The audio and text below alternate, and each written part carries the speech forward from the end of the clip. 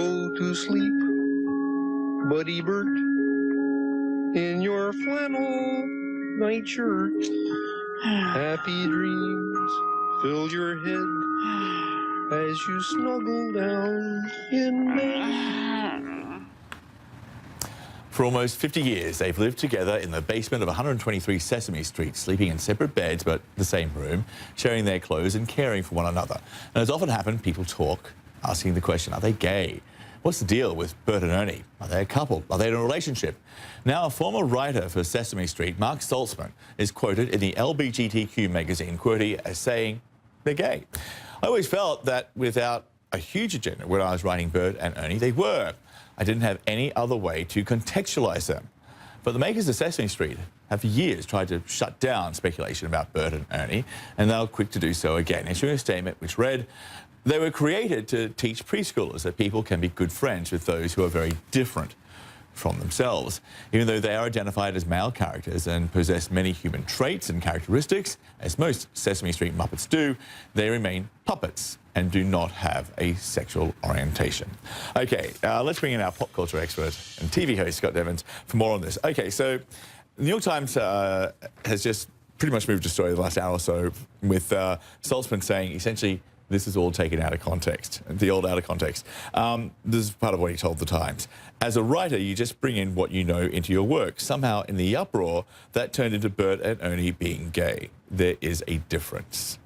I don't know if that actually does anything, to the debate or to the story, because, if you look at Sesame Street, over the years, there's been, bilingual puppets who speak, Spanish and English. They've had African-American puppets, Latino and Latina puppets. They've had kids with disabilities part of the cast. There was an HIV Muppet in South Africa, Muppets with autism. It just goes on and on, but not a gay Muppet in sight.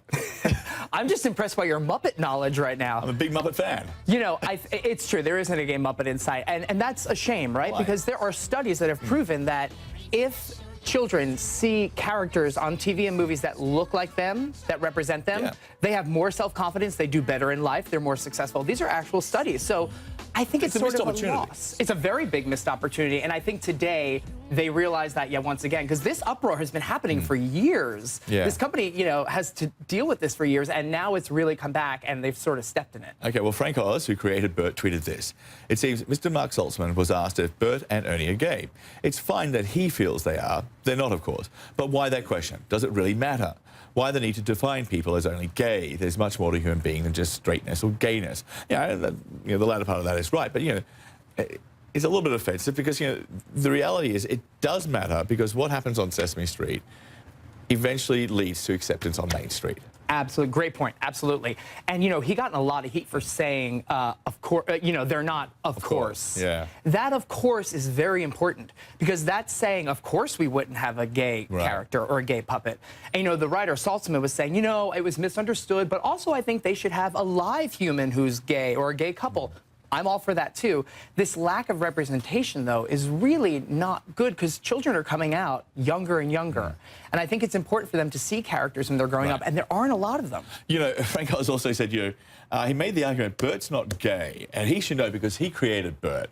Well, you know what? There are a lot of parents, who feel exactly the same way. I mean, they've been through all of this. My kid's not gay. I created my kid. Well, guess what? So, I mean, this, for Frank, maybe it's not, maybe he just needs to deal with it. Yeah, maybe he needs a little acceptance, right? I mean, my dad maybe played softball for years, and I hated it.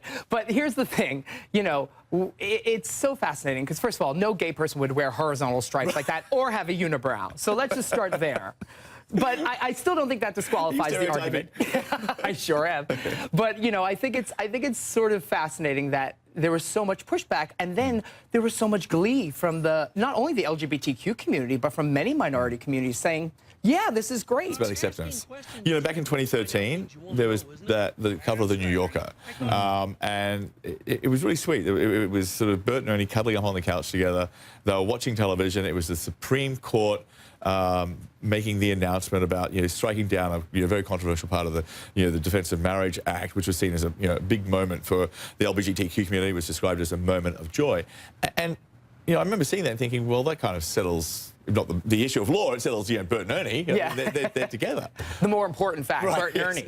Well, I did too, actually, to be honest, Yeah. and there was no real pushback on that. From Sesame Street Workshop, Sesame Workshop, yeah. None of it, really, and that was a huge cover. I mean, I shared it. Everyone thought it was this great moment combined with gaining these rights. But I also find it hypocritical. They say, our puppets don't have sexual orientations. Really? Because there's Miss Piggy and Kermit, so it's a female male who are in love for years. Yeah. Well, it's a pig and a frog, though. Yeah, but they have Muppet babies. Oh, okay. That's Important weird. topics we are covering here. But it's interesting, They're babies? Muppet Babies was a huge show. Oh, that's right. You're right. Okay. Last year, there was the animated short film, which was made by a couple of teenagers. It was called Heartbeat. But, a little boy has got a crush on another little boy. It was a really sweet movie. It was nominated for an Academy Award. Didn't win, but it should have. It's actually a bit of a tearjerker. There was also the Smithers coming out episode on The Simpsons. Apart from those kind of moments on television, I can't think of a lot of children's programming where there is a normalization of a gay character. And there's a reason for that. Why? Because children's programming is also viewed by millions of right-wing religious people. Really? Yeah. And, and they would have a big issue with that. There was a fake story out today. I won't say fake news. Fake story that was out today about Huggies, or one of those companies, removing the Sesame Street characters from their diapers because they were gender specific to boys and girls. And I couldn't believe the comments being like, I would never let my boy wear a tutu, and I don't care. I want him.